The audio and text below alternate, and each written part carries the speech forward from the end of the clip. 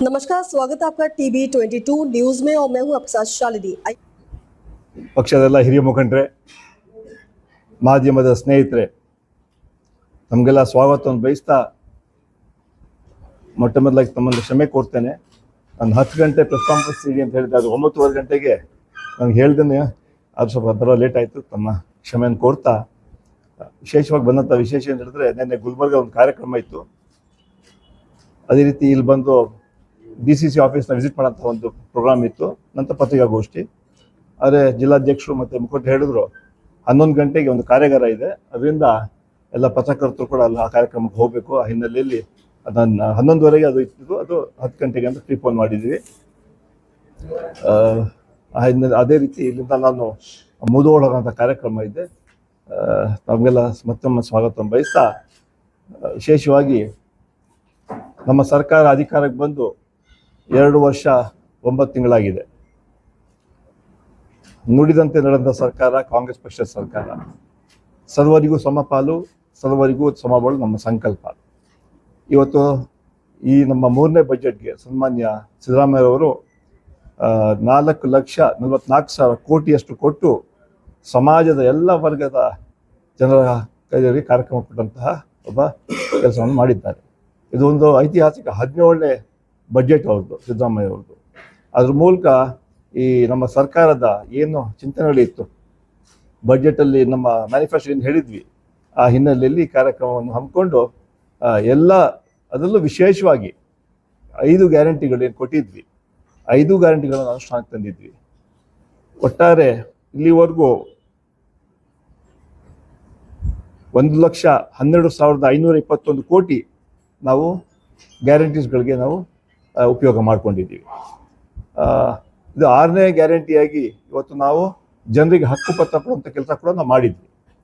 ನಿಮ್ಗೆ ಗೊತ್ತಿದೆ, ಹೊಸಪೇಟೆಯಲ್ಲಿ ಸುಮಾರು 1,12,000 ಪಟ್ಟಗಳನ್ನು ನಾವು ಕೊಟ್ಟಿದ್ವಿ ಹೋದ ವರ್ಷ. ಮೊನ್ನೆ ಹಾವೇರಿಯಲ್ಲಿ ಸುಮಾರು 1,08,000 ಪಟ್ಟಗಳನ್ನು ಕೊಟ್ಟು ಸುಮಾರು 2,22,000 ಪಟ್ಟಗಳನ್ನು ಬಡವರಿಗೆ ಕೊಡುವಂತಹ ದೊಡ್ಡ ಕೆಲಸ ನಮ್ಮ ಸರ್ಕಾರ ಮಾಡಿದೆ. ನಾನು ಯಾಕೆ ವಿಚಾರ ಹೇಳ್ತಾ ಇದ್ರು ಹೇಳಿದ್ರೆ, ಗ್ಯಾರಂಟಿಗಳು ಕೊಟ್ಟು ಕೂಡ ನಾವು ಈ ಬಡವರಿಗೆ ಇನ್ನೂ ಕಾರ್ಯಕ್ರಮ ಕೊಡುವಂಥ ಕೆಲಸ ನಾವು ಮಾಡ್ತಾ ಇದ್ವಿ. ಅದೇ ರೀತಿ ನಮ್ಮ ಗೃಹಲಕ್ಷ್ಮಿ ಇರ್ಬೋದು, 5 ಗ್ಯಾರಂಟಿಗಳಲ್ಲಿ ಶಕ್ತಿ ಇರ್ಬೋದು, ಅನ್ನಭಾಗ್ಯ, ಶಕ್ತಿ ಕಾರ್ಯಕ್ರಮದ ಒಂದು ಇತಿಹಾಸ. ಸುಮಾರು 637 ಕೋಟಿಯಷ್ಟು ಮಹಿಳೆಯರು ಉಚಿತವಾಗಿ ಪ್ರಯಾಣ ಮಾಡಿದ್ದಾರೆ. ದೊಡ್ಡ ಒಂದು ಕಾರ್ಯಕ್ರಮ ಅದು. ಇಡೀ ಪ್ರಪಂಚದಲ್ಲಿ ಅಷ್ಟು ದೊಡ್ಡ ಕಾರ್ಯಕ್ರಮ ಎಲ್ಲೂ ಕೂಡ ಇವತ್ತು ಆಗಿಲ್ಲ. ಮಹಿಳಾ ಸಬಲೀಕರಣ ಬಗ್ಗೆ ಏನು ಹೇಳ್ತೀವಿ ನಾವು, ಆ ಹಿನ್ನೆಲೆಯಲ್ಲಿ ಮಹಿಳೆಯರಿಗೆ ದೊಡ್ಡ ಶಕ್ತಿ ಕೊಡುವಂಥ ಕೆಲಸ ನಮ್ಮ ಕಾರ್ಯಕ್ರಮ ನಮ್ಮ ಸರ್ಕಾರ ಕೊಟ್ಟಿದೆ. ಈ ಗ್ಯಾರಂಟಿಗಳ ಮೂಲಕ ಜನರಿಗೆ ಏನು ನಾವು ಮಾತು ಕೊಟ್ಟಿದ್ವಿ, ವಾಗ್ದಾನ ಮಾಡಿದ್ವಿ, ನುಡಿದಂತೆ ನಾವು ನಡೆದಿದ್ದೀವಿ.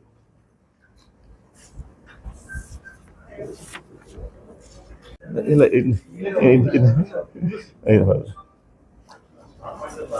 ಇಲ್ಲ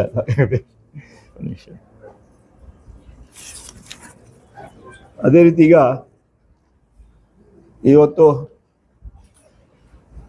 ಭಾರತೀಯ ಜನತಾ ಪಾರ್ಟಿ ಬಗ್ಗೆ ಹೇಳಿದ್ರೆ ಇವತ್ತು ನಮ್ಮ ಮೇಲೆ ಟೀಕೆ ಮಾಡ್ತಾರೆ. ಅವ್ರ ಸರ್ಕಾರ ಒಂದು 12 ವರ್ಷ ಆದ್ರೂ ಕೂಡ ಕೊಟ್ಟಂತಹ ಮಾತುಗಳನ್ನ ಉಳಿಸ್ಕೊಂಡಿಲ್ಲ. ತಮ್ಮ ಮೂಲಕ ನಾನು ಹೇಳ್ಬೇಕಂತ ಹೇಳಿದ್ರೆ, ನಾವು ಬಹಳ ಧೈರ್ಯದಿಂದ ಹೇಳ್ತಾ ಇದ್ವಿ, ನಾವು ನುಡಿದಂತೆ ನಡೆದೀವಿ ಅಂತ. ಅದೇ ರೀತಿ ಮಾತಿಗೆ ತಪ್ಪಿದ BJP ಕೇಂದ್ರ ಸರ್ಕಾರ. 12 ವರ್ಷ ಆಯಿತು. ಅಧಿಕಾರಕ್ಕೆ ಬರೋ ಮುಂಚೆ ಭಾಷಣ ಮಾಡ್ತಾ ಇದ್ರು, ನಮ್ಮ ಸರ್ಕಾರ ಅಧಿಕಾರಕ್ಕೆ ಬಂದರೆ 100 ದಿನಗಳಲ್ಲಿ ಕಪ್ಪು ಹಣ ತಂದು ಪ್ರತಿಯೊಬ್ಬರ ಅಕೌಂಟ್ಗೆ 15 ಲಕ್ಷ ಹಾಕ್ತೀವಿ ಅಂತ ಹೇಳಿದ್ರು. 12 ವರ್ಷ ಆಯಿತು, 15 ರೂಪಾಯಿ ಕೂಡ ಯಾರ ಅಕೌಂಟ್ಗೆ ಇಲ್ಲಿವರೆಗೆ ಬಂದಿಲ್ಲ. ನಮ್ಮ ಸರ್ಕಾರ ಅಧಿಕಾರಕ್ಕೆ ಬಂದರೆ ಪ್ರತಿ ವರ್ಷ 2 ಕೋಟಿ ಉದ್ಯೋಗ ಯುವಕರಿಗೆ ನಾವು ಕೊಡ್ತೀವಿ ಅಂತ ಹೇಳಿದ್ರು. 12 ವರ್ಷ ಆಯ್ತು, 24 ಕೋಟಿ ಉದ್ಯೋಗ ಕೊಡಬೇಕಾಯ್ತು. ಬಹುಶಃ 24 ಲಕ್ಷ ಕೊಟ್ಟರೋ ಇಲ್ವೋ ಅದು ಕೂಡ ಯೋಚನೆ ಮಾಡಬೇಕಾಗಿದೆ. ರೈತರಿಗೆ ಡಬಲ್ ಇನ್ಕಮ್ ಮಾಡ್ತೀವಿ ಅಂತ ಹೇಳಿದ್ರಿ, ಯಾವ ಡೆವಲಪ್ಮೆಂಟ್ ಆಗಲಿಲ್ಲ. ಅದೇ ರೀತಿ ಬೆಲೆ ಏರಿಕೆ ಬಗ್ಗೆ ಹೇಳಿದ್ರೆ ನಮ್ಮ ಮೇಲೆ ಟೀಕೆ ಮಾಡ್ತಾರೆ.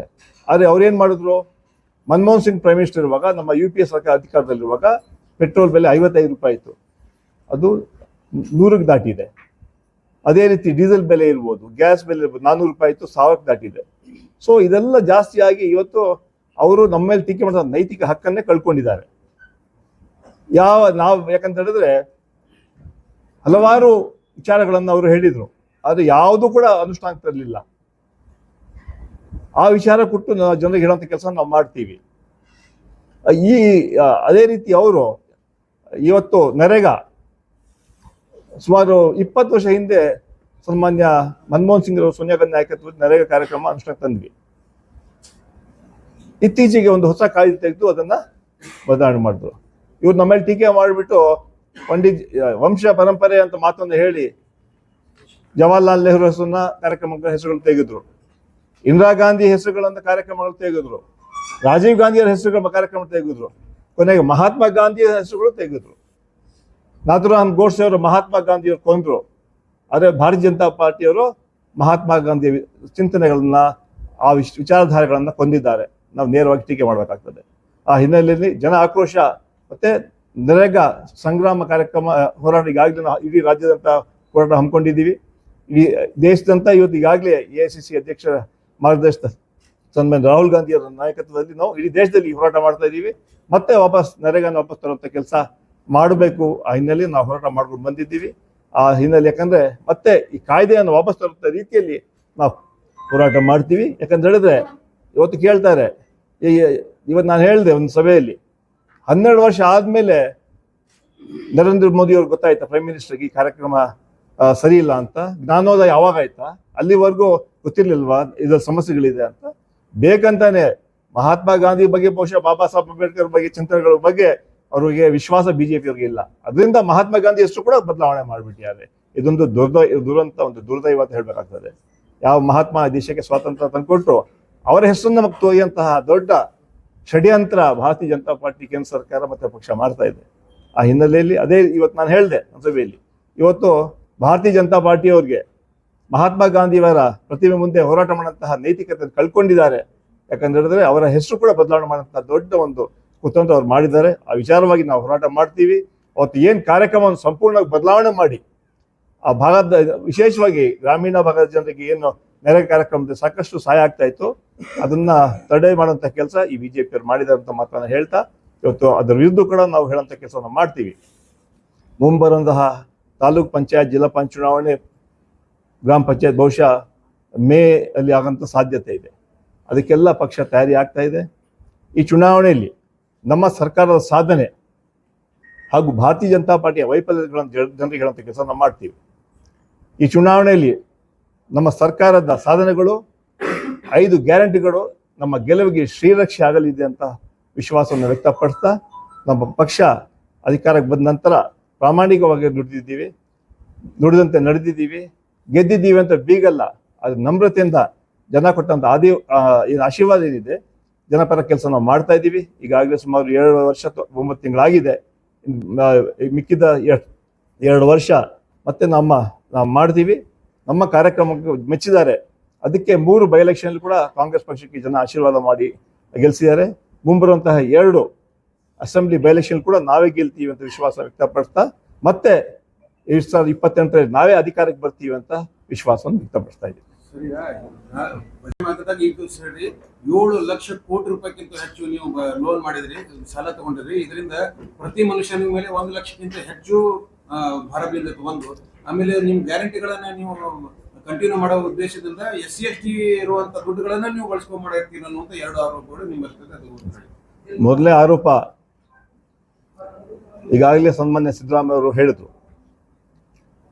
ನಮ್ಮ VR 28% ಕಡಿಮೆ ಆಸ್ ಪರ್ ದ ಗೈಡ್ಲೈನ್ಸ್ ನಾವು ಮಾಡಿದ್ದೀವಿ. ಯಾಕೆ ಕೇಂದ್ರ ನರೇಂದ್ರ ಮೋದಿ ಸರ್ಕಾರ ಎಷ್ಟು ಸಾಲ ಮಾಡಿದ್ದಾರೆ ಅದ್ರ ಬಗ್ಗೆ ಯಾಕೆ ಭಾರತೀಯ ಜನತಾ ಪಾರ್ಟಿ ಟೀಕೆ ಮಾಡಲ್ಲ? ಅದ್ರ ಬಗ್ಗೆ ಯಾಕೆ ಚರ್ಚೆ ಮಾಡ್ತಾ ಇಲ್ಲ? ಯಾವುದೇ ರಾಜ್ಯ ಅಭಿವೃದ್ಧಿ ಆಗ್ಬೇಕಂದ್ರೆ ಡೆಫಿನೆಟ್ಲಿ ಕೆಲವು ಟೈಮಲ್ಲಿ ಸಾಲ ಮಾಡಬೇಕಾಗ್ತದೆ, ಬಟ್ ಇನ್ ದ ಲಿಮಿಟ್ಸ್. ಆ ಲಿಮಿಟ್ ಅನ್ನು ನಮ್ಮ ಸರ್ಕಾರ ಕ್ರಾಸ್ ಮಾಡಿಲ್ಲ. ಆ ಬಗ್ಗೆ ನಿಮಗೂ ಮಾಹಿತಿ ಕೊಟ್ಟಿದ್ದಾರೆ, ಬಹುಶಃ ಬಜೆಟ್ ಬುಕ್ ಅಲ್ಲೂ ಕೂಡ ಅದನ್ನು ಮೆನ್ಷನ್ ಮಾಡಿದ್ದಾರೆ. ಅದರಿಂದ ಕೇವಲ ರಾಜಕೀಯಕ್ಕೋಸ್ಕರ ರಾಜಕೀಯ ಮಾಡ್ತಾರೆ ಬಿಜೆಪಿ ಬಿಟ್ಟು ಅದರ ಅಭಿವೃದ್ಧಿ ಬಗ್ಗೆ ಮಾತಾಡ್ತಾ ಇಲ್ಲ. ಇಷ್ಟು ಕಾರ್ಯಕ್ರಮ ಕೊಟ್ಟಿದ್ದೀವಿ, ಹೌದು ಮಾಡ್ಬೇಕಾಗ್ತದೆ. ಯಾಕಂದ್ರೆ ಆದ್ರೆ ಆ ಲಿಮಿಟ್ ಅಲ್ಲಿ ಇಟ್ಕೊಂಡು ನಮ್ಮ ಫೈನಾನ್ಷಿಯಲ್ ರೆಸ್ಪಾನ್ಸಿಬಿಲಿಟಿ ಗ್ಯಾಪ್ ಇಟ್ಕೊಂಡು ಸನ್ಮಾನ್ಯ ಸಿದ್ದರಾಮಯ್ಯ ಒಳ್ಳೆ ಬಜೆಟ್ ಕೊಟ್ಟಿದ್ದಾರೆ. ಇಲ್ಲ ಅದ್ರ ಬಗ್ಗೆ ಚರ್ಚೆ ಆಗ್ತಾ ಇದೆ. ಆ ಕೆಲವು ಗ್ಯಾರಂಟಿಗಳಿಗೆ ಬಳಕೆ ಮಾಡಿದಂತ ಮಾಹಿತಿ ಕೂಡ ಇರ್ತಾ ಇದೆ. ಅದನ್ನ ಸನ್ಮಾನ್ಯ ಮುಖ್ಯಮಂತ್ರಿ ಗಮನಕ್ಕೂ ತಂದಿದ್ದಾರೆ. ಯಾವ ರೀತಿ ಮುಂದಿನ ಸರಿ ಮಾಡಬೇಕು ಅದನ್ನ ಮಾಡ್ತಾರೆ. ಮಾಡ್ತೀವಿ ಅಂದ್ರೆ ಒಪ್ಕೊಂಡಿದ್ದೀವಿ. ಇಲ್ಲ ಒಪ್ಕೊಳ್ಳೋದಲ್ಲ, ಅದು ಬಳಕೆ ಮಾಡಕ್ಕೆಲ್ಲ ಇವಾಗ ಗ್ಯಾರಂಟಿ ಅದೇ ಅದಲ್ಲ. ಇಲ್ಲ ಇಲ್ಲ ಇಲ್ಲ ಇಲ್ಲ ಇಲ್ಲ ನಾವು ಒಪ್ಕೊಳ್ತಾ ಇಲ್ಲ. ನಾನು ಹೇಳಿ ಗ್ಯಾರಂಟಿಗಳಲ್ಲಿ ಎಲ್ಲ ಸಮಾಜದವ್ರಿಗೂ ಕಾರ್ಯಕ್ರಮ ಹೋಗಿರುತ್ತೆ. ಇಲ್ಲ ಇಲ್ಲ ಇಲ್ಲ ನಾನು ಅದನ್ನ ಬಳಸ್ಕೊಂಡು ಅಂತ ಹೇಳೋ ಮಾತನ್ನು ಹೇಳೋದೇ ಇಲ್ಲ ನಾನು. ಆದರೆ ಗ್ಯಾರಂಟಿಗಳಲ್ಲಿ ಎಲ್ಲರೂ ಕೂಡ ಆ ಗ್ಯಾರಂಟಿಯಲ್ಲಿ ಬಂದ್ಬಿಡ್ತಾರೆ. ಅದರಲ್ಲಿ ಯಾವುದೇ ಒಂದು ಡಿವಿಷನ್ ಇರೋದಿಲ್ಲ. ಅದರಿಂದ ಆದರೆ ಯಾವುದೇ ಕಾರಣಕ್ಕೆ SC/ST ಹಣನ ದುರ್ಬಳಕೆ ನಾವು ಮಾಡೋದಿಲ್ಲ. ಪೆಟ್ರೋಲ್ ಈಗ 55 ರೂಪಾಯಿ ಇತ್ತು, ಈಗ 100 ರೂಪಾಯಿ ಆಗಿದೆ ಅಂತ ಹೇಳಿದ್ರು. ಈಗ ನಿಮ್ಮ ಸಂಬಳ ಹೆಚ್ಚಾಗಿಲ್ಲ, ಅಷ್ಟೇ ಐತೆ. ಯಾವುದು ನಿಮ್ಮ ವಿಧಾನ ಪರಿಷತ್ ಸದಸ್ಯರದ್ದು ಗೌರವ ಭತ್ಯೆ ಅಷ್ಟೇ ಇದೆ, 125 ಇತ್ತು, ಈಗ ಹೆಚ್ಚಾಗಿದೆ. ಅಲ್ಲ ಅಲ್ಲ ಅದು ಹಂತ ಹಂತವಾಗಿ ಮಾಡಬೇಕು. ಅಲ್ಲ ನಾನು ಯಾರು ಈಗ ಭಾಳ ನಮ್ಮ ಮೇಲೆ ಟೀಕೆ ಮಾಡ್ತಾರೆ ಬೆಲೆ ಅಲ್ಲಲ್ಲ ಬೆಲೆ ಏರಿಕೆ ಆವಾಗ ಡಾಲರ್ ಇದು ಪೆಟ್ರೋಲ್ ಕ್ರೂಡ್ ಆಯಿಲ್ ಕಡಿಮೆ ಇದ್ರು ಕೂಡ ಜಾಸ್ತಿ ಇದ್ರು ಕೂಡ ನಾವು ಸಬ್ಸಿಡಿ ಕೊಟ್ಟು ಕಡಿಮೆ ಮಾಡಿದ್ವಿ. ಆದ್ರೆ ಇವಾಗ ಕಡಿಮೆ ಇದ್ರು ಕೂಡ ಅಷ್ಟೇ ಅದನ್ನ ಕಡಿಮೆ ತರಂತ ಕೆಲಸ ಮಾಡಲೇ ಇಲ್ಲ. ಅದಕ್ಕೆ ನಾವು ಟೀಕೆ ಮಾಡ್ತಾ ಇರೋದು. ಸಬ್ಸಿಡಿ ಎಷ್ಟು ಕೊಟ್ಟಿದ್ದಾರೆ? ಅಲ್ಲ ಆವಾಗ ಸಬ್ಸಿಡಿ ಕೊಟ್ಟು ನಾವು ಕಡಿಮೆ ಮಾಡ್ತಾ ಇದ್ವಿ, 55 ರೂಪಾಯಿ ಕೊಡ್ತಾ ಇದ್ವಿ. ಅವಾಗ ಕ್ರೂಡ್ ಆಯಿಲ್ ಬೆಲೆ ಜಾಸ್ತಿ ಇತ್ತು. ಇವಾಗ ಕಡಿಮೆ ಆದ್ರೂ ಕೂಡ ಇವರು ಅದನ್ನ ರೇಟ್ ಕಡಿಮೆ ಮಾಡಿಲ್ಲ, ಅಷ್ಟೇ ಇಟ್ಕೊಂಡು ನಮ್ಮ ಮೇಲೆ ಜನರ ಮೇಲೆ ಹೊರೆ ಹಾಕಿದ್ದಾರೆ. ಅದನ್ನ ಹೇಳ್ತಾ ಇದ್ದೀನಿ. ನಮ್ಮ ಇದು ಪಾಲು ಹೇಳೋದ್ ಪ್ರಕಾರ ಎರಡು ಭವನ ಬಗ್ಗೆ ತಾವು ಮಾಡಿರಿ, ಅದ್ರ ಬಗ್ಗೆ ಒಳ್ಳೇದಾಯ್ತು. ಈಗ ಅದು ಶಾದಿ ಮಹಲ್ ಆಗಲಿ ಹಜ್ ಭವನ್ ಆಗಲಿ ಅದು ಪಿರಿಯಡ್ ಇರ್ತದೆ, ಸೀಸನ್ದಾಗ ಅಷ್ಟೇ ನಡೀತಾವೆ, ಬಾಕಿ ಖಾಲಿ ಇರ್ತಾವೆ ಅಲ್ಲ. ಅದ್ರ ಸಲುವಾಗಿ ತಮ್ಗೊಂದು ಈ ಬರೀ ಇನ್ಕ್ಲೂಡಿಂಗ್ ಶಾದಿ ಮಹಲ್ ಅಲ್ಲಿ ಏನು ಮಲ್ಟಿಪರ್ಪಸ್ ವ್ಯವಸ್ಥೆ ಮಾಡ್ತೀರಿ, ಬರೀ ಖಾಲಿ ಹಂಗೆ ಬಿಟ್ಬಿಡ್ತೀರಿ. ಅದು ಏನು ತಮ್ಮ ಕಡೆ ಹಜ್ ಭವನ್ ಏನ್ ಮಾಡ್ತೀವಿ ಅದು 1 ತಿಂಗಳು ಮಾತ್ರ ಬಳಕೆ ಆಗತ್ತೆ. 11 ತಿಂಗಳು ಅಲ್ಲಿ ಕಂಪ್ಯೂಟರ್ ಟ್ರೈನಿಂಗ್ ಇರ್ಬೋದು, ಸ್ಕಿಲ್ ಟ್ರೈನಿಂಗ್ ಇರ್ಬೋದು, IAS IPS UPS ಟ್ರೈನಿಂಗ್ ಇರ್ಬೋದು, ಅದಕ್ಕೆಲ್ಲ ಬಳಕೆ ಮಾಡ್ಕೊಂಡು ಇದು ಮಲ್ಟಿಪರ್ಪಸ್ ಹಾಲ್ ಆಗಿ ಅದನ್ನ ಮಾಡಿಬಿಟ್ಟು ಇಡೀ ವರ್ಷ ಆ ಹಾಲನ್ನ ಬಳಕೆ ಮಾಡೋಂಥ ರೀತಿಯಲ್ಲಿ ನಾವು ಎಲ್ಲ ಕಾರ್ಯಕ್ರಮಗಳು ಮಾಡ್ತೀವಿ. ಹಜ್ ಸಮಯ ಬಿಟ್ಟು ಬೇರೆ ಸಮಯದಲ್ಲಿ it should become A place where for all this training purpose. ಅದರಿಂದ ಸಾಕಷ್ಟು ಶಾದಿ ಮಹಲ್ ಹಂಗೆ ಅದೇ ಪರಿಸ್ಥಿತಿ ಇದೆ. ಇಲ್ಲ ಶಾದಿ ಮಹಲ್ ಬಗ್ಗೆ ಮತ್ತೆ ಚರ್ಚೆ ಮಾಡಬೇಕಾಗ್ತದೆ. ಅಲ್ಲ ಶಾದಿ ಮಹಲ್ ಯಾಕಂದ್ರೆ ಟೈಮ್ ಟು ಟೈಮ್ ಅದು ಬುಕ್ಕಿಂಗ್ ಆಗ್ತಾ ಇರುತ್ತೆ. ಯಾವಾಗ ಬುಕ್ಕಿಂಗ್ ಆಗೋದಿಲ್ಲ ಅಂತ ಸಮಯದಲ್ಲಿ ಏನೋ ಒಂದು ಕಾರ್ಯಕ್ರಮ ಬಗ್ಗೆ ನಾವು ಚಿಂತೆ ಮಾಡ್ತೀವಿ. ಇನ್ನೊಂದು ಈ ತಂದೆ ಬಹುಶಃ proposal divisional wise work offices ಆಗ್ಬೇಕಂತ ಸುದ್ದಿ ಇದೆ. ಹೌದು, ಈಗಾಗಲೇ ನಾನು ವಕ್ಫ್ ಬೋರ್ಡ್ ಚೇರ್ಮನ್ ಅಲಿ ಹುಸೇನಿ ಅವರು ತಮ್ಮ ಡಿಸ್ಕಸ್ ಕೂಡ ಮಾಡಿದೆ. ಸರ್ಕಾರ ಹತ್ತಲ್ಲೂ ಕೂಡ ನಾವು ಮಾಡ್ತೀವಿ. 4 ಭಾಗದಲ್ಲೂ ಕೂಡ ವಕ್ಫ್ ಆಫೀಸ್ ಇದ್ದರೆ ಬಹುಶಃ ಆ ಸಮಸ್ಯೆಗಳಿಗೆ ಸಮಾಧಾನ, ಯಾಕಂದ್ರೆ ಎಲ್ಲರೂ ಕೂಡ ಬೆಂಗಳೂರು ಬರಬೇಕಾಗ್ತದೆ. ಅದ್ರ ಬಗ್ಗೆ ಮುಖ್ಯಮಂತ್ರಿ ಬಗ್ಗೆ ಮತ್ತೆ ಕನ್ಸರ್ನ್ ಮಿನಿಸ್ಟರ್ ಜೊತೆ ಚರ್ಚೆ ಮಾಡಿ ಅದ್ರ ಬಗ್ಗೆ ಏನು ತೀರ್ಮಾನ ತಗೋಬೇಕಾದ್ರೆ ಮುಂದೆ ತೀರ್ಮಾನ ತಗೊಳ್ತೀವಿ. ಇನ್ನೊಂದು ಲಾಸ್ಟ್ ಟೈಮ್ ತಾವು ಬಂದಿದ್ರಿ, ಪ್ರಯತ್ನ ಮಾಡಿದ್ರೆ ಗೊತ್ತಾಗಿದೆ. ಅದು 124 ಇಯರ್ ಓಲ್ಡ್ ದಾಲೂತ್ಪುರಿ ಸ್ಕೂಲ್ ಬಗ್ಗೆ ಅದು ರಿಸಲ್ಟ್ ಏನಾಗ್ತಾ ತಾವು ಪ್ರಯತ್ನ ಮಾಡ್ತಾ ಇದ್ದೀರಿ? ಈಗಾಗಲೇ ಅದನ್ನು ಪ್ರಯತ್ನ ಮಾಡ್ತಾ ಇದೀವಿ. ನನಗೆ ವಿಶ್ವಾಸ ಇದೆ ಆದಷ್ಟು ಬೇಗ ಆ ಕೆಲಸ ಆಗುತ್ತೆ. ಯಾಕಂದ್ರೆ ಚೀಫ್ ಮಿನಿಸ್ಟರ್ ಬಂದಾಗ ಯಾಕಂದ್ರೆ ಯತ್ನಾಳ್ ಗೌಡ್ರು ಫ್ಲೈಓವರ್ ಹೇಳಿದ್ರು, ಒಂದು ಡಿಮಾಂಡ್ ಇಟ್ಟರು. ಇಮಿಡಿಯೇಟ್ಲಿ ನಿಮ್ಮ ಚೀಫ್ ಮಿನಿಸ್ಟರ್ ಅವರು ನಾ ಮಾಡ್ತೀನಿ ಅಂತ ಹೇಳಿದ್ರು. ಇದು ಬರೀ ಒಂದು 124 ಇಯರ್ಸ್ ಸ್ಕೂಲ್ದು ಡಿಮಾಂಡ್ ಇದು. ಅದು ಮಾಡ್ಲಿಕ್ಕೆ ಸಾಧ್ಯ ಆಗಿಲ್ಲ ನಿಮಗೆ. ಅವ್ರು CM ಯತ್ನಾಳ್ ಮಾತು ಕೇಳಿ immediately fraction of second reply ಕೊಟ್ಟರು, ಫ್ಲೈಓವರ್ನ ಮಾಡ್ತೀವಿ. ವಾಟ್ ಈಸ್ ದಿಸ್, ಏನು ನಡೆದಂತ ನಿಮ್ಮ ಸರ್ಕಾರದಾಗ? ನಮ್ಮ ಮೇಲೆ ವಿಶ್ವಾಸ ಇಡಿ, ಆದಷ್ಟು ಬೇಗ ಆರ್ಡರ್ ಕಾಪಿ ಬರುತ್ತೆ ಅಂತ ಹೇಳೋದು ಬಯಸ್ತಾ ಇದ್ದೀನಿ. ಆಗತ್ತೆ ಸರ್, ಯಾವಾಗ ಇಲ್ಲ ಇದು ಒಂದು ನಿಮಿಷ ಕಂಪ್ಲೀಟ್ ಮಾಡಿ. ಸ್ವಲ್ಪ ಎಲ್ಲರೂ ನಜರ್ ನಿಮ್ಮ ಮೇಲೆ ಎಲ್ಲ ಜನರು ಇಲ್ಲ ಈಗಾಗಲೇ ಚರ್ಚೆ ಮಾಡಿ ಫೈಲ್ ಮೂವ್ಮೆಂಟ್ ಅಲ್ಲಿ ಇದೆ. ಆದಷ್ಟು ಬೇಗ ಅದು ಮಾಡ್ಕೊಡ್ತೀವಿ ಅಂತ ನಾನು ಹೇಳೋದು ಬಯಸ್ತಾ ಇದ್ದೀನಿ. ಏನು ಹೇಳ್ತಾ ಇದ್ರಿ? ಹಾ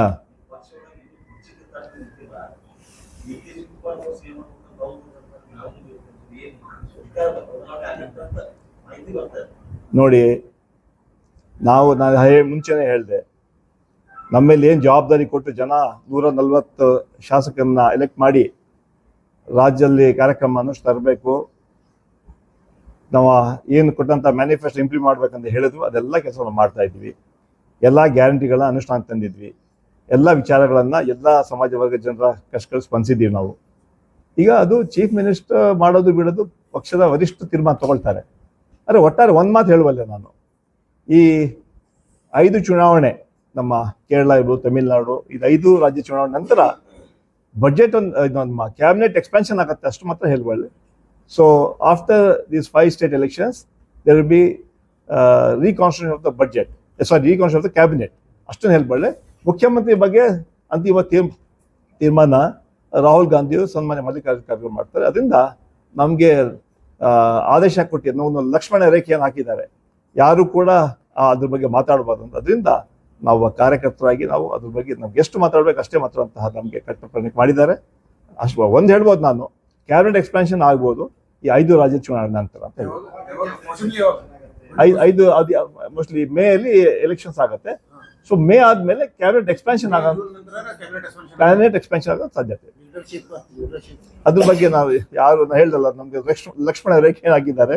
ಅದರಿಂದ ಯಾರು ಕೂಡ ವಿಚಾರವಾಗಿ ಮಾತಾಡಬಾರ್ದು. ನಮ್ಮಲ್ಲಿ ಯಾವ ಗುಂಪುಗಾರಿಕೆ ಇಲ್ಲ. ಈಗಾಗಲೇ ಮುಖ್ಯಮಂತ್ರಿ ಕೂಡ ಹೇಳಿದ್ದಾರೆ, ನಾನು ಡಿ.ಕೆ. ಶಿವಕುಮಾರ್ ಹಾಲು ಜೇನು ಅಂತ ಮಾತನ್ನು ಕೂಡ ಹೇಳಿದ್ದಾರೆ. ಅದನ್ನೆಲ್ಲ ನಿಮ್ಮ ಪತ್ರಿಕೆಯಲ್ಲಿ ಬರೆದಿದ್ದಾರೆ. ಅದರಿಂದ ಆದರೆ ಸಮಸ್ಯೆಗಳು ಏನಿಲ್ಲ. ನಮ್ಮ ಸರ್ಕಾರ ಕೆಲಸ ಕಾರ್ಯಗಳು ನಡೀತಾ ಇದೆ. ಅಂತಿಮವಾಗಿ ಏನಾದ್ರು ಇದ್ರೆ ಹೈಕಮಾಂಡ್ ತೀರ್ಮಾನ ತಗೊಳುತ್ತೆ. ನಾನು 2ನೇ ಬಾರಿ ಹೇಳ್ತಾ ಇದ್ದೀನಿ, ಕ್ಯಾಬಿನೆಟ್ ಎಕ್ಸ್ಪಾನ್ಷನ್ ಬಗ್ಗೆ ಹೇಳಬಲ್ಲ ನಾನು. ಈ 5 ರಾಜ್ಯ ಚುನಾವಣೆ ನಂತರ ಕ್ಯಾಬಿನೆಟ್ ಎಕ್ಸ್ಪಾನ್ಷನ್ ಆಗುತ್ತೆ.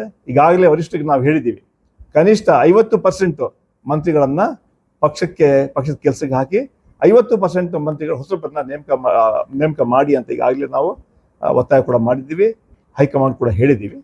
50% ಏನು ಮಂತ್ರಿಗಳಾಗಿದ್ದಾರೆ ಅವರು ಮುಂದಿನ ಎಲೆಕ್ಷನ್ಗೆ ಕೆಲಸ ಮಾಡಬೇಕು. ಅಧಿಕಾರ 28ರಲ್ಲೂ ಕೂಡ ನಾವೇ ಅಧಿಕಾರಕ್ಕೆ ಬರ್ತೀವಿ. ಹೊಸಬರಿಗೆ 50% ಹೊಸಬರಿಗೆ ಅವಕಾಶ ಮಾಡಿಕೊಡ್ಬೇಕಂತ ಈಗಾಗಲೇ ಹೇಳಿದ್ದೀವಿ, ಮನವಿಯನ್ನು ಮಾಡಿದ್ದೀವಿ. 2023ರಲ್ಲಿ ಕೂಡ ನಾನು ವರ್ಕಿಂಗ್ ಪ್ರೆಸಿಡೆಂಟ್ ಆಗಿಬಿಟ್ಟು ನಾನು ಸಾಕಷ್ಟು ನಾವು ದುಡಿದಿದ್ದೀವಿ. 4 ವರ್ಕಿಂಗ್ ಪ್ರೆಸಿಡೆಂಟ್ ಅಲ್ಲಿ 3 ವರ್ಕಿಂಗ್ ಪ್ರೆಸಿಡೆಂಟ್ ಮಂತ್ರಿಗಳು ಮಾಡಿದ್ದಾರೆ. ಈಶ್ವರ್ ಖಂಡ್ರೆ, ಸತೀಶ್ ಜಾರಕಿಹೊಳಿ ಮತ್ತು ರಾಮಲಿಂಗಡಿ. ನನ್ನೊಂದು ಅವಕಾಶ ಸಿಕ್ಕಲಿಲ್ಲ. ಮುಂದೆ ಬರುವಂತಹ ಕ್ಯಾಬಿನೆಟ್ ಮಿನಿಸ್ಟರ್ ಆಗುವಂಥ ಹೈಕಮಾಂಡ್ ನನಗೆ ಅವಕಾಶ ಕೊಡ್ಬೋದು ಅಂತ ವಿಶ್ವಾಸ ವ್ಯಕ್ತಪಡಿಸಿದೆ. ಯಾವ ಅಸಮಾಧಾನ ಇಲ್ಲ.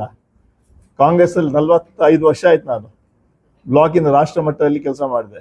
3 ಪ್ರೈಮ್ ಮಿನಿಸ್ಟರ್ ಜೊತೆ ಕೆಲಸ ಮಾಡಿದ್ದೀನಿ, ರಾಜೀವ್ ಗಾಂಧಿ, ಪಿ ವಿ ನರಸಿಂಹರಾವ್, ಮನಮೋಹನ್ ಸಿಂಗ್ ಜೊತೆ. ಅದರಿಂದ ಅದೆಲ್ಲ ಯಾವುದೇ ಒಂದು ವಿಚಾರ ಅಸಮಾಧಾನ ಇಲ್ಲವೇ ಇಲ್ಲ ಒಬ್ಬ ಕಾರ್ಯಕರ್ತನಾಗಿ. ಆದರೆ ಈ ಸರ್ಕಾರ ಶಿವಕುಮಾರ್ ಅವ್ರ ಜೊತೆ ವರ್ಕಿಂಗ್ ಪ್ರೆಸಿಡೆಂಟ್ ಆಗಿ ಪ್ರಾಮಾಣಿಕವಾಗಿ ದುಡಿದಿದ್ದೀವಿ ನಾವು. ಈ ಅಧಿಕಾರ ಬರೋಲ್ಲಿ ನಮ್ದು ಕೂಡ ಪಾತ್ರ ಇದೆ ಅಂತ ಅಷ್ಟನ್ನು ಹೇಳಬಲ್ಲ. ಇದು ಜಿಲ್ಲಾ ಪಂಚಾಯತ್ ತಾಲೂಕು ಪಂಚಾಯತ್ ಎಲೆಕ್ಷನ್ ಬಗ್ಗೆ ಮಾಡಿದ್ರು. ಹೌದು, ಅದ್ರಾಗ ಸೋಷಿಯಲ್ ಜಸ್ಟಿಸ್ ಟೋಟಲಿ ಮೈನಾರಿಟೀಸ್ಗೆ ಸಿಗೋದಿಲ್ಲ ಅವಕಾಶ. ಬರೀ ಯಾರು ಲಾಸ್ಟ್ ರೆಕಾರ್ಡ್ ನೋಡಿದ್ರೆ 1-2 ಜಿಲ್ಲಾ ಪಂಚಾಯತ್ಗೆ ಬರ್ತಾವೆ. ಅದ್ರ ಬಗ್ಗೆ ಔಟ್ ಇಲೆಕ್ಟ್ ಬರೀ ಟಿಕೆಟ್ ಕೊಡ್ತಿರ್ತಾವೆ. ಯಾವ ಥರ ಅವ್ರಿಗೆ ಕೆಲಸ ಬರೋದು, ತಂತ್ರಗಾರಿಕೆ, ಇದ್ರ ಬಗ್ಗೆ ಏನು ಸೋಷಿಯಲ್ ಜಸ್ಟಿಸ್ ಅಂತ ಇಲ್ಲೇ ಇಲ್ಲ. ಇದ್ರಾಗ ನಿಮ್ಮ ಜಿಲ್ಲಾ ಪಂಚಾಯತ್ ತಾಲೂಕು ಇನ್ನೂ ಗ್ರಾಮ ಪಂಚಾಯತ್ ಆಗ್ತಾವ್ರಿ ಜನ ಬರ್ತಾರೆ. ಇದ್ರಾಗಂತ ಯಾರೂ ಬರೋದಿಲ್ಲ. ಇದ್ರ ಬಗ್ಗೆ ಈಗಾಗಲೇ ನಾವು ನಮ್ಮ ಲೆಜಿಸ್ಲೇಟಿವ್ ಫೋರಮ್ ಅಲ್ಲಿ ನಾವು ಮೈನಾರಿಟಿ ಲೆಜಿಸ್ಲೇಟಿವ್ ಫೋರಮ್ ಚರ್ಚೆ ಕೂಡ ಮಾಡಿದ್ದೀವಿ. ಯಾವ ರೀತಿ ಪ್ರತಿ ಜಿಲ್ಲೆಯಲ್ಲಿ ತಾಲೂಕ್ ಪಂಚಾಯತ್, ಜಿಲ್ಲಾ ಪಂಚಾಯತಲ್ಲಿ ವಿಶೇಷ ತಾವೇನು ಹೇಳ್ತಾ ಇದ್ರಿ ಆ ವಿಚಾರವಾಗಿ ಟಿಕೆಟ್ ಕೊಡೋ ರೀತಿಯಲ್ಲಿ ನಾವು ಪಕ್ಷದ ಮೇಲೆ ಒತ್ತಾಯ ಹಾಕಬೇಕಂತ ಮಾತು ಚರ್ಚೆ ಮಾಡಿದ್ವಿ. ಅವಕಾಶ ಸಿಗುತ್ತೆ ಅಂತ ವಿಶ್ವಾಸ ಇದೆ. ಸರ್, ರಾಜ್ಯ ಕಾಂಗ್ರೆಸ್ ಅಲ್ಲಿ ಅಧಿಕಾರ ಬಂದ ತಕ್ಷಣ ಈ ಭಾಗ ಬಿಜಾಪುರ ಬಹಳ ಕಡೆಗಣನೆ ಒಳಗಾಗಿದೆ. ಅದು ಅಲ್ಪಸಂಖ್ಯಾತರ ವಿಷಯದಲ್ಲಿ ಪ್ರತಿ ಬಾರಿ ಯಾವುದೇ ಸ್ಥಾನಮಾನ ವಿಧಾನ ಪರಿಷತ್ಗಳು ಅಥವಾ ಬೇರೆ ನಿಗಮ ಮಂಡಳಿಗಳು ಇದಕ್ಕೆಲ್ಲ ಸಂಬಂಧಪಟ್ಟಂಗೆ ನಿಮ್ಮ ಗುಲ್ಬರ್ಗ ಅಥವಾ ಬೆಂಗಳೂರು, ಹುಬ್ಬಳ್ಳಿ ಈ ಭಾಗಕ್ಕೆ ಆದ್ಯತೆ ಕೊಡ್ತೀರಿ. ಈ ಭಾಗದ ಅಲ್ಪಸಂಖ್ಯಾತರನ್ನು ಪರಿಗಣಿಸಲ್ಲ, ಅವರಿಗೆ ಆದ್ಯತೆ ಕೊಡ್ತಾ ಇಲ್ಲ. ಮತ್ತೆ ಇಲ್ಲಿ ವಿಜಯಪುರ ಕ್ಷೇತ್ರದಲ್ಲೂ ಅಲ್ಪಸಂಖ್ಯಾತರನ್ನ ನಾಮ ಮಾತ್ರ ಏನೋ ಇದು ಕೊಡ್ತೀರಾ, ಆಮೇಲೆ ಅವ್ರನ್ನ ಸೋಲಿಸ್ಲಿಕ್ಕೆ ನಿಮ್ಮ ಪಕ್ಷದವರೇ ಕೈ ಜೋಡಿಸ್ತಾರೆ ವಿರೋಧಿಗಳ ಜೊತೆಗೆ. ಈ ತರ ದೊಡ್ಡ ಆರೋಪಗಳೆಲ್ಲ ಇದೆ. ಪಕ್ಷದಲ್ಲಿ ಬಹಳ ಅಸಮಾಧಾನಗಳು ಇದಾವೆ ಅಲ್ಪಸಂಖ್ಯಾತರ ಮುಖಂಡರು. ಇದಕ್ಕೆ ನಿಮ್ಮ ಹೈಕಮಾಂಡ್ ಗಮನಕ್ಕೆ ಬಂದಿದೆಯಾ ಅಥವಾ ಅದಕ್ಕೆ ಪರಿಹಾರ ಇಲ್ಲ? ಫಸ್ಟು ನಮ್ಮಲ್ಲಿ ನಮ್ಮ ಪಕ್ಷ ಎಲ್ಲ ಸಮಾಜದವ್ರಿಗೆ ಅವಕಾಶ ಅಧಿಕಾರ ಕೊಡುವಂಥ ಕೆಲಸ ನಾವು ಮಾಡ್ತೀವಿ. ನಾವು ವಿಶೇಷವಾಗಿ ಅಲ್ಪಸಂಖ್ಯಾತರು ಕೇಳಿದ್ವಿ, ಅದಕ್ಕೆ ನಾನು ಹೇಳ್ತೀನಿ.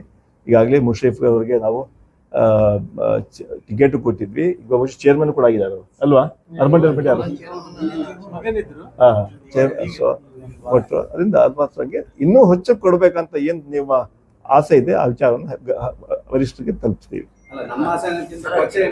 ಅಲ್ಲ ಇಲ್ಲ ಪಕ್ಷದ ಅಲ್ಲ ನಾನು ನಿಮ್ಗೆ ತಲ್ಲ ನಿಮ್ಮ ಭಾವನೆ ಹೇಳಿದ್. ನಾನು ಭಾವನೆ ಜನರು ಈ ಅಲ್ಪಸಂಖ್ಯಾತಗಿಂತ ಅಲ್ಲಲ್ಲ, ಈ ಸಮಾಜದ ಭಾವನೆ ನಿಮ್ಮ ಮೂಲಕ ನಮ್ಗೆ ನಾವು ತಲುಪಿಸ್ತಾ ಇವ.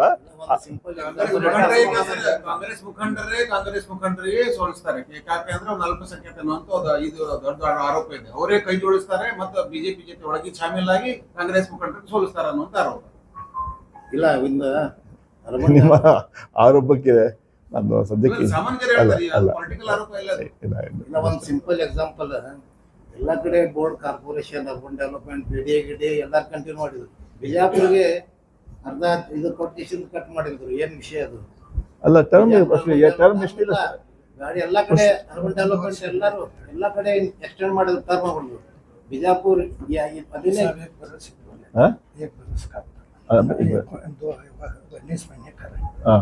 ಅದೇ ಸುಮಾರು 2 ವರ್ಷ ಅಷ್ಟು ಮಾಡಿದಾರಂತೆ. ಹೊಸ ನೇಮಕ ಆಗತ್ತೆ.